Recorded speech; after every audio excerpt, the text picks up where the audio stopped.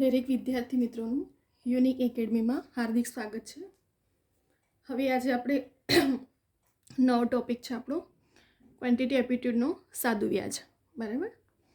હવે રિઝનિંગમાં આપણો આ નવો ટોપિક પણ છે, તો આપણે એટલા માટે જ મેં વિડીયો બનાવ્યો છે કે જેથી કરીને સિલેબસ એકોર્ડિંગ જ આપણે પ્રિપરેશન થાય. ઠીક છે, કેમ કે આવનારી જેટલી પણ હમણાં એક્ઝામ છે બધામાં આ ટોપિક સિલેબસમાં જ છે.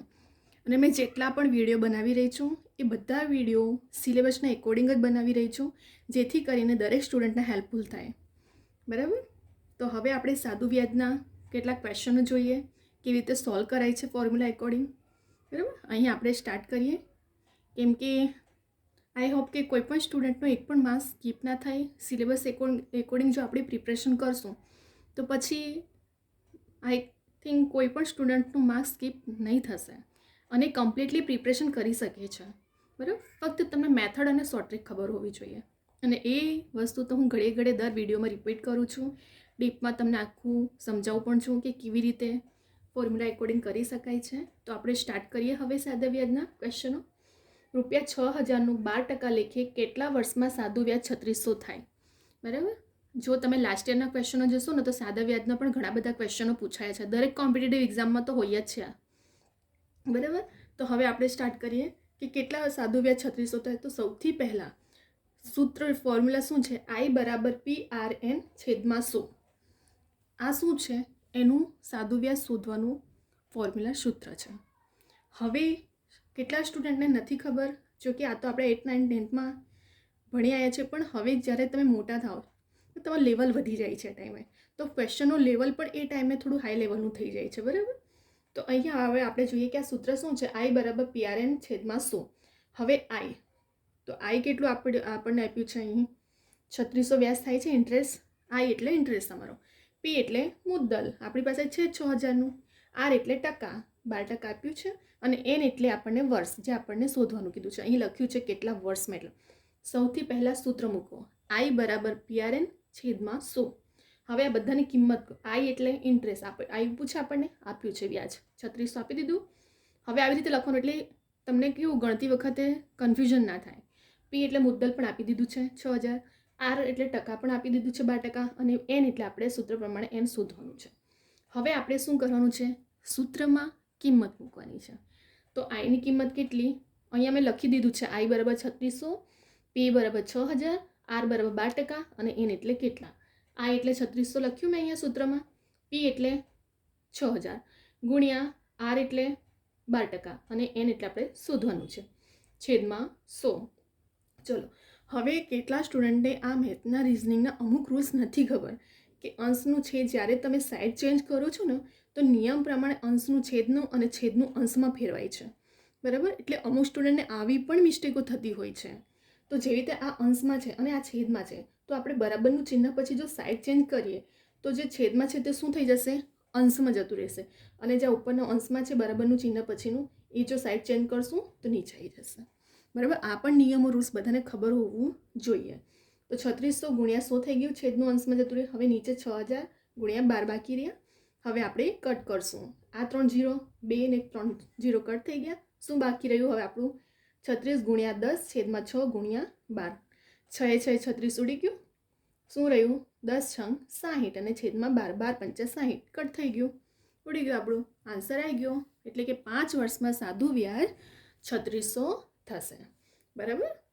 ફરી એકવાર આખું તમારું સાદું વ્યાજ આ ફોર્મ્યુલા પર જ ડિપેન્ડ છે. I બરાબર PRN છેદમાં 100. I એટલે વ્યાજ ઇન્ટરેસ્ટ, R એટલે મુદ્દલ, P એટલે મુદ્દલ, R એટલે ટકા, અને N એટલે આપણે વર્ષ કે શોધવાનું હોય એ. સૂત્રમાં મેં શું કર્યું? ખાલી કિંમત મૂકી. આઈની કિંમત મેં લખી દીધી છે 3600, Pની 6000, આરની કેટલી મૂકી? R એટલે ટકા, રેટ 12, N એટલે આપણે જે વર્ષ શોધવાનું છે, છેદમાં 100. હવે મેં શું કર્યું? અંશનું છેદ અને છેદનું અંશમાં ફેરવ્યું, સાઈડ ચેન્જ કર્યું. તો 3600 ગુણ્યા 100 છેદમાં 6000, 0 0 ઉડી ગયા, 3 0. તો શું રહ્યું? 3600 ગુણ્યા 10 છેદમાં 6 ગુણ્યા 12, 6 6 36, 12 5 60 ઉડી ગયા. જવાબ આવી ગયો આપણો 5. બરાબર. આવી રીતે આપણા ક્વેશ્ચનો લાસ્ટ યરમાં પૂછાયા જ છે, અને મેં એવા ટાઈપના જ વિડીયો લઈને આવીશ કે જે સિલેબસના એકોર્ડિંગ હશે અને જે લાસ્ટ ટાઈમમાં જેવા ટાઈપના ક્વેશ્ચનો પૂછાયા છે, જેથી કરીને દરેક સ્ટુડન્ટ ઓલ તો ઠીક છે, બટ ન્યૂને પણ થોડો એક્સપિરિયન્સ થાય વિડીયો જોઈને કે આપણે કઈ પ્રમાણે પ્રિપરેશન કરવાની છે, કયા ટાઈપના ક્વેશ્ચનો પૂછાય છે, બરાબર. મેથડ, શોર્ટ ટ્રીક, આ બધું બહુ મેટર કરે છે એક્ઝામના ટાઈમે, બરાબર. તો આમાં શું મેન તો તમારું ફોર્મ્યુલા પર છે, અને પછી આપણે કિંમત મૂકતા ફાવવું જોઈએ કે સાઇડ ચેન્જ કરતાં કેવી રીતે આપણે કરી શકાય. હવે બીજો ક્વેશ્ચન એક્ઝામ્પલ જોઈએ. ₹2600નું 2 વર્ષમાં કેટલા ટકા લેખે સાદું વ્યાજ 624 થાય? હવે આપણને અહીં વર્ષ શોધવા કીધું હતું, અહીં આપણને ટકા શોધવા કીધું છે, રેટ. તો ફરી આપણે સૂત્ર મૂકીને કિંમત ગણીએ. I = PRN/100. I એટલે ઇન્ટરેસ્ટ, સાદું વ્યાજ કેટલું આપ્યું છે આપણને? 624 આપી દીધું છે. P 2600 આપી દીધા રૂપિયા. R આપણને શોધવાનું છે, અને N એટલે 2 વર્ષ. N એટલે તમારું 2 વર્ષ આપી દીધું છે. હવે આપણે શું કરશું? સૂત્રમાં, ફોર્મ્યુલામાં કિંમત મૂકશું. આઈની કિંમત કેટલી મેં લખી અહીં? 624. P એટલે 2600 ગુણ્યા R એટલે શોધવાનું છે, અને N એટલે 12 નથી, આ 2 છે, બરાબર. 2/100. ચલો હવે શું કરીશ? સાઈડ ચેન્જ કરવાનું હોય છે, તો અંશનું છેદમાં જાય છે અને છેદનું અંશમાં આવી જાય છે. તો 624 અને આ છેદમાં છે, તો ઉપર જતું રહેશે અંશમાં, અને બરાબરના ચિહ્ન પછી જે પણ અંશમાં હશે ને તે નીચે છેદમાં આવી જશે. તો ચલો 2600 નીચે આવી ગયા અને 12 2 નીચે આવી ગયું, બરાબર. 2 વર્ષનું છે. ચલો હવે શું રહ્યું આપણી પાસે? કેટલા R રહ્યું? R આપણે શોધવાનું છે. તો 624ના છેદમાં 26×52 થાય, બરાબર. તો 624ને તમે 26×52 વડે ભાગાકાર કરશો તો જવાબ કેટલો આવશે? 12 તમારો આન્સર આવી ગયો, બરાબર. 52 ને 12 વડે ગુણશો તો જવાબ 624 જ આવશે, બરાબર. અહીં આપણે કમ્પ્લીટ થઈ ગયો. બીજો ક્વેશ્ચન પણ ફરી એકવાર. I = PRN છેદમાં શું? આ ફોર્મ્યુલા આખું સાદું વ્યાજ પર ડિપેન્ડ છે.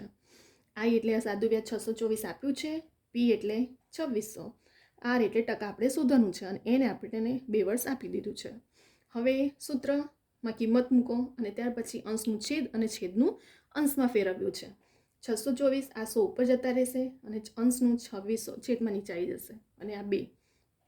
હવે 0 0 ઉડી ગયા. 624/26×52 ભાગાકાર કરશો તો 12 આન્સર આવી જશે, બરાબર. આપણે બીજો ક્વેશ્ચન પણ અહીં કમ્પ્લીટ થઈ ગયો. અહીં આપણને શું શોધવા કીધું છે?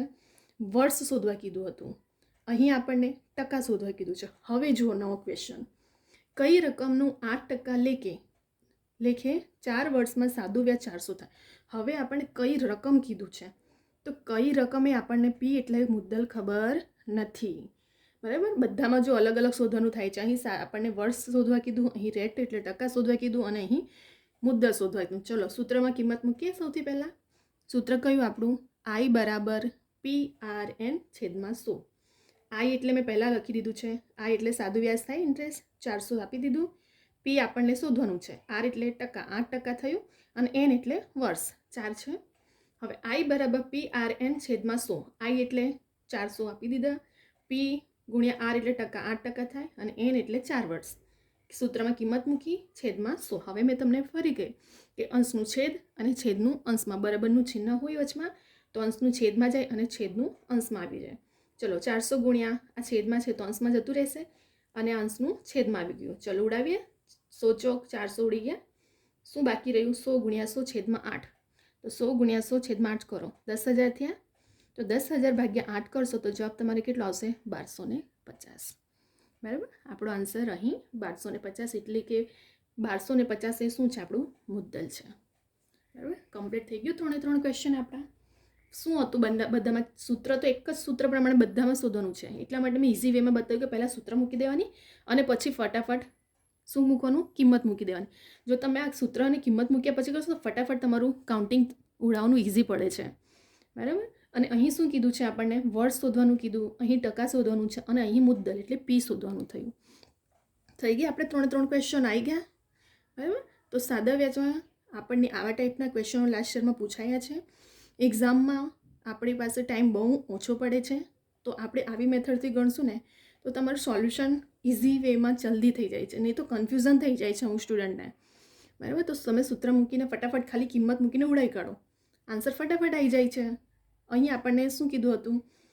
ટકા કેટલા વર્ષમાં, એટલે N શોધવાનું થયું. તો આપણે કિંમત મૂકી, કિંમત મૂક્યા પછી ખાલી બધી રકમને અંશનું છેદ અને છેદનું અંશમાં ફેરવ્યા અને પછી આપણે મેં શું કર્યું, કટ કર્યા અને આન્સર આપણો આવ્યો 5 વર્ષમાં.